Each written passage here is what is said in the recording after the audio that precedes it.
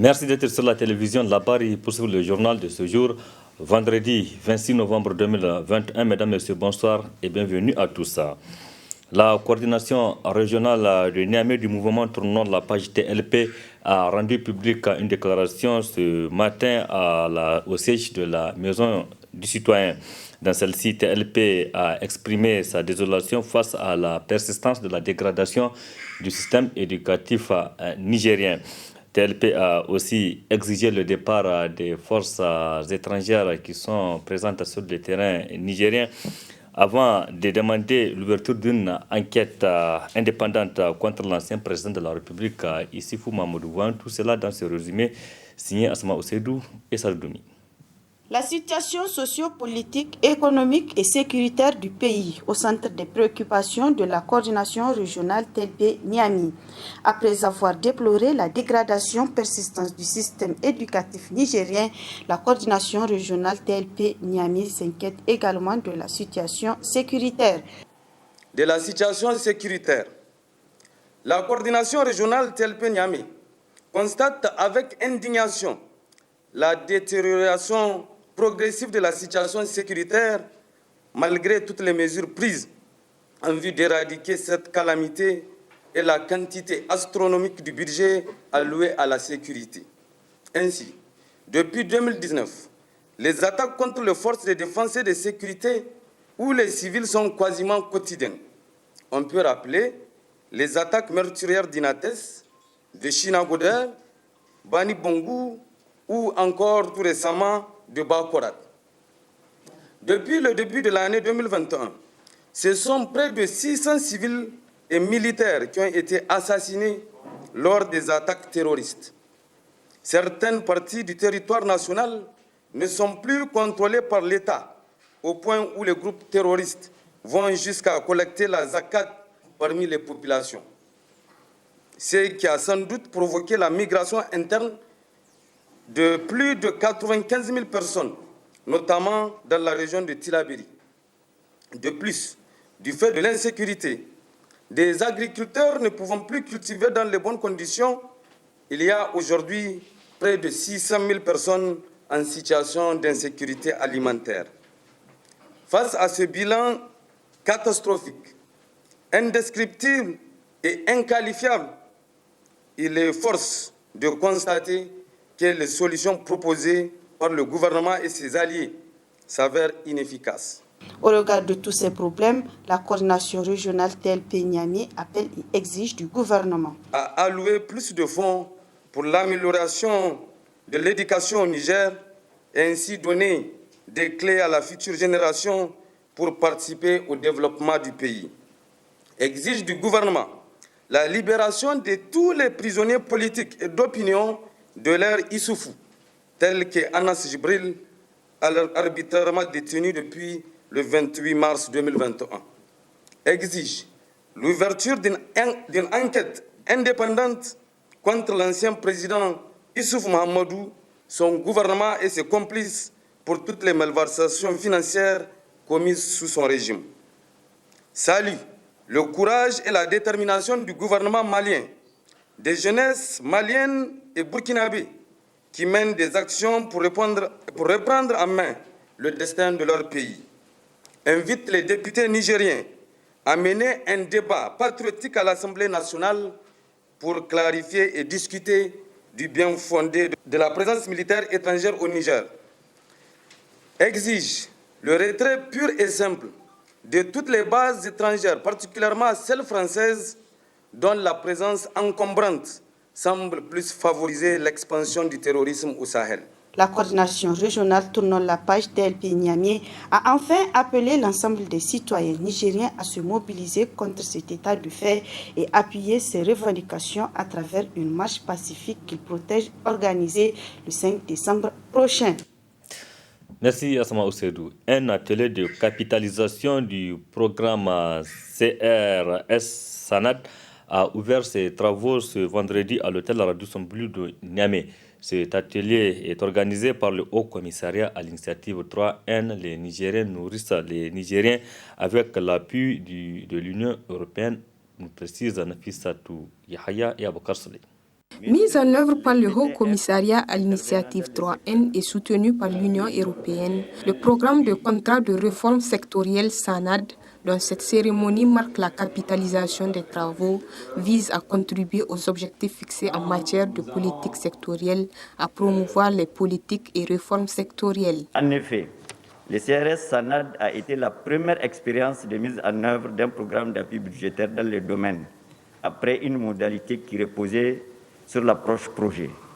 La mise en œuvre de ce programme a démarré en 2016 après la signature de la convention de financement et le dernier décaissement de l'appui budgétaire interviendra à la fin du 4e trimestre 2021. Ce programme vise à contribuer aux objectifs fixés en matière de politique sectorielle, à promouvoir les politiques et les réformes sectorielles, à renforcer la gouvernance du secteur et à répondre aux besoins essentiels de la population à travers l'amélioration de l'accès aux services dans les domaines de l'agriculture, de la sécurité alimentaire et nutritionnelle. Plusieurs progrès sont inscrits à l'actif du programme CRS SANAD, a rappelé la représentante de l'Union européenne. Notamment la création officielle du Fonds d'investissement pour la sécurité alimentaire et nutritionnelle, le FISAN, et du système national de conseil agricole, la mise en œuvre des contrats de performance dans des domaines prioritaires comme celui des vivres d'OPVN, de l'appui conseil des chambres d'agriculture, l'accroissement du volume et de la qualité de la réponse à l'insécurité alimentaire sévère et modérée par les instances publiques, l'adoption de la politique nationale sur la sécurité nutritionnelle et de son plan d'action, la mise en place de la politique foncière rurale nationale et des schémas d'aménagement foncier, la mise en œuvre de la réforme sur la gestion des finances publiques par les ministères et institutions du secteur. En ouvrant les travaux de cet atelier, le représentant du Haut-Commissaire à l'initiative 3N a tenu à remercier tous les acteurs ayant contribué à l'atteinte de ces résultats. Après avoir énuméré ces réformes, permettez-moi une fois de plus de remercier l'ensemble des acteurs impliqués dans la mise en œuvre de l'initiative 3N, et en particulier l'Union européenne qui a financé le CRS SANAD. Permettez-moi également de remercier le consortium qui a mis en œuvre le CRS SANAD, de remercier tous les autres acteurs, notamment les acteurs non étatiques, les institutions publiques comme les ministères sectoriels, le Haut Commissariat à l'initiative 3N, la cellule d'appui à l'ordonnateur national des fonds FED. À noter que cet atelier de capitalisation financé par l'Union européenne va durer 2 jours. Dans plus de 6 semaines exactement, les universités publiques du Niger auront de nouvelles tentes marocaines qui viendront ainsi renforcer la capacité des salles de cours pour les étudiants. Une des promesses du président de la République, Mohamed Bazoum, qui est sur le point de se matérialiser. En effet, le ministre de l'Enseignement supérieur et de la Recherche, PhD Mamour Djibo, a présidé ce matin la cérémonie officielle de lancement des travaux d'implantation de ces tentes. C'était à la faculté des sciences juridiques de l'université Abdou Moumouni de Niamey. Le résumé. Bientôt, de nouvelles tentes marocaines dans les universités publiques du Niger pour désengorger ces universités. C'est le ministre de l'Enseignement supérieur et de la Recherche qui a procédé à la cérémonie de la pose de première pierre ce vendredi 26 novembre 2021 à la faculté de droit de l'université Abdou Moumouni de Niamey en présence du recteur de la dite université. Vaste programme de construction d'infrastructures de plus de 100 milliards a été prévu d'ici 2023 sur un délai de 3 ans. Mais en attendant, le président de la République a estimé qu'il fallait créer les conditions pour que rapidement l'année qui va démarrer en décembre puisse permettre de contenir les étudiants. Il a donc dégagé un montant de 2 milliards de francs CFA pour installer ce qu'on appelle les tentes marocaines qui sont déjà expérimentées dans beaucoup d'universités de la sous-région. Ce sont des tentes d'une capacité de 1000 places et de 300 places. Il y en a aussi de 500 places. Ainsi, l'université Abdou Moumouni de Niamey va bénéficier de 2 tentes de 1000 places chacune. L'université de Maradi, une tente de 1000 places. L'université de Zender, 2000 places. L'université de Tawentan, 2000 places. Ça fait déjà 5000 places. Les universités de Tilberi, Dosso, Agadez, Difa, des tentes de 300 places chacune. 4 x 3, ça fait 1200, ça fait 6200 places pour cette année. Ces tentes sont des capacités de 1000 et de 500 places et elles viendront renforcer les capacités actuelles d'accueil des étudiants dans ces universités publiques du Niger. Nous sommes déjà fait prêt pour démarrer les 9 tentes simultanément et nous allons respecter le délai des 6 semaines. Et toutes nos équipes sont prêtes, tous les équipements aussi sont là. Les tentes du type marocain, c'est des tentes climatisées. C'est des tentes que nous avons modélisées en prenant en compte tous les aspects liés au vent, aux intempéries. Et les profilés ont été conçus pour que les tentes soient très solides et résister aux intempéries. L'engagement de doter les universités du Niger des tentes comme solution alternative au problème des salles de cours a été pris par le président de la République Mohamed Bazoum lors de sa rencontre avec les structures des scolaires. Un engagement toujours rappelé par le ministre de l'Enseignement supérieur et de la Recherche Mahmoud Joubo PhD à chaque rencontre avec les acteurs, particulièrement les syndicats des scolaires qui se réjouissent. Et c'est un engagement fort qui nous a été pris lors de la rencontre avec le président de la République et l'ISN. Nous avons constaté que cet engagement aujourd'hui est honoré. Donc c'est l'occasion d'interpeller et les recteurs et les autorités compétentes ainsi que les maîtres d'ouvrage à créer les conditions pour qu'aux côtés de ces tentes, qu'il y ait des générateurs d'électricité qui puissent assurer l'alternative en cas de coupure. Ces tentes qui seront implantées simultanément dans les autres universités publiques du Niger seront disponibles dans 6 mois selon les techniciens et elles auront une durée de vie de 10 ans. Fin ce vendredi matin des séances publiques de présentation du Conseil supérieur de la communication CSE dans les différentes écoles de l'enseignement supérieur de la capitale. Durant 3 jours, une équipe du CSE est allée à la rencontre de ces étudiants de 3 écoles ciblées. Objectif à expliquer clairement aux étudiants le mode de fonctionnement du CSE, nous précise Nafisa Zakou et Ibrahim Abdou dans cet élément qui va suivre. Après l'SKE et l'école des cadres SUS-UMEF University of Niger a constitué la dernière étape de cette séance publique de présentation du Conseil supérieur de la communication CSC. Cette rencontre est salutaire selon les responsables de SUS-UMEF car elle permet aux étudiants de cette université de mieux connaître le CSC. L'exposé des différents thèmes ont été riches. Les étudiants ont beaucoup participé, ont posé beaucoup de questions par rapport au CSC. Je crois qu'au sortir de cette conférence, nous serons tous sortis grandis avec beaucoup de connaissances sur le CSC. Vous savez, cette activité entre dans la droite ligne de notre philosophie à SUS-UMEF University of Niger, parce qu'à côté de la formation académique que nous dispensons aux étudiants, nous enrichissons toujours leur formation par des conférences de ce genre. Nous avons déjà accueilli dans nos murs les responsables d'institutions de la République, tels que le médiateur de la République, le président du CESOC et j'en passe. Donc le CSC, dans cette démarche, est vraiment de la même philosophie que SUS-UMEF University of Niger. Après donc 3 jours d'activité, le CSC tire un bilan satisfaisant. Depuis le mercredi 24 novembre, nous avons initié une série de séances de présentation du CSC dans les établissements d'enseignement. Nous avons été à l'SKE, à l'école des cadres. Aujourd'hui, nous sommes à SUS-UMEF. Donc c'est toujours dans le cadre de la promotion de la visibilité du Conseil supérieur de la communication.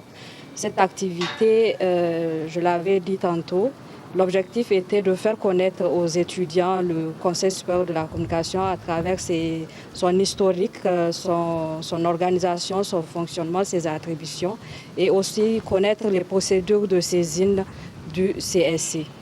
Et nous espérons que les étudiants et la population sont plus édifiés par rapport au Conseil supérieur de la communication.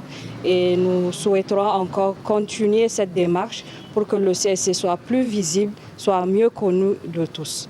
Notons enfin que ces séances publiques initiées par le Conseil supérieur de la communication dans les établissements d'enseignement de Niamey, à savoir SKE, École des cadres et SUS-UMEF University of Niger, pour une meilleure visibilité du CSC, a été rendue possible grâce à l'appui de l'ambassade du Danemark à travers l'ONG Oxfam Ibis.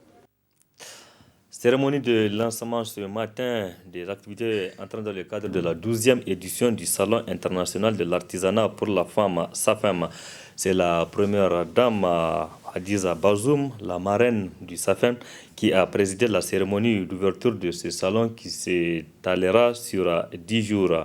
Et cette année, c'est la région d'Agadez qui a été choisie comme région phare. Précision avec Arete Sala et Halidou Brema. C'est sous le thème entrepreneuriat féminin face à la pandémie de la COVID-19, quelle stratégie pour le renforcement de la résilience de l'autonomisation de la femme artisane, que la première dame Hajia Hadiza Bazoum a lancé les activités du Salon international de l'artisanat pour la femme SAFEM ce 26 novembre. Plusieurs allocutions ont marqué cette cérémonie d'ouverture.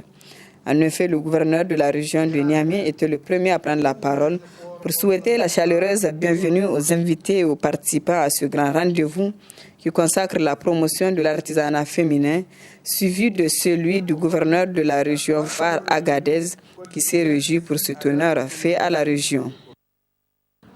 Après l'édition de 2001, Agadez a à nouveau l'honneur et le privilège d'être désignée région phare de la 12e édition du SAFEM, ce qui conforte notre région dans son rôle de pionnière en matière d'artisanat. Comme le témoigne la régularité de sa participation toujours massive et la diversité et la qualité de ses produits artisanaux. La République populaire d'Algérie étant à son tour le pays invité d'honneur, a salué l'excellente coopération qui existe entre les deux pays dans le domaine de l'artisanat. La participation de l'Algérie à cette importante manifestation et la réaffirmation de la qualité des relations de coopération qui existent entre les deux pays frères dans de nombreux domaines, dont celui du tourisme et de l'artisanat. Divers produits artisanaux qui reflètent la richesse et la diversité culturelle de mon pays seront exposés à cette occasion. L'objectif est de faire connaître le savoir-faire de nos artisanes qui ont su, à travers des générations, sauvegarder jalousement ce patrimoine précieux qui est de nos jours sérieusement menacé par les produits de l'industrie moderne et par la contrefaçon. Le ministre de la Culture et de l'Artisanat a quant à lui décliné l'objectif du salon. Au Niger, les plus hautes autorités, sous la clairvoyance de son Excellence Mohamed Bazoum, président de la République, chef de l'État, apprécient à sa juste valeur le rôle que joue le secteur de l'artisanat ainsi que sa contribution au développement économique du pays à travers la création d'emplois et l'augmentation des revenus des couches sociales économiquement faibles et défavorisées. Nous constatons hélas que le salon se tient malheureusement dans un contexte très difficile marqué par la persistance de la pandémie de la COVID-19. Ce qui justifie le choix du thème intitulé « L'entrepreneuriat féminin face à la pandémie de la COVID-19 ». Quelle stratégie pour le renforcement de la résilience dans l'autonomisation de la femme artisane? La marraine du SAFEM, la première dame Hajia Hadiza Bazoum, a exhorté la population de Niamey à venir visiter les stands des femmes artisanes pour les encourager. Dans le combat qui est désormais le mien, je me joins solidairement à la femme artisanale pour l'accompagner dans la mesure de mes possibilités tout au long de cette 12e édition qui se déroulera sur 10 jours. Par ailleurs, la réussite du SAFEM dépendra aussi de l'implication de tous. C'est à ce titre que je lance un vibrant appel à l'ensemble de nos concitoyens pour qu'ils soutiennent la 12e édition du SAFEM dans son déroulement afin de contribuer collectivement ou individuellement à sa réussite. Il faut noter que la première dame, Haji Hadiza Bazoum, a remis un témoignage officiel de satisfaction à l'ancienne marraine du SAFAM, Hajia Aïssata Issoufou, soulignant enfin que la cérémonie de lancement était riche en animation culturelle et artistique.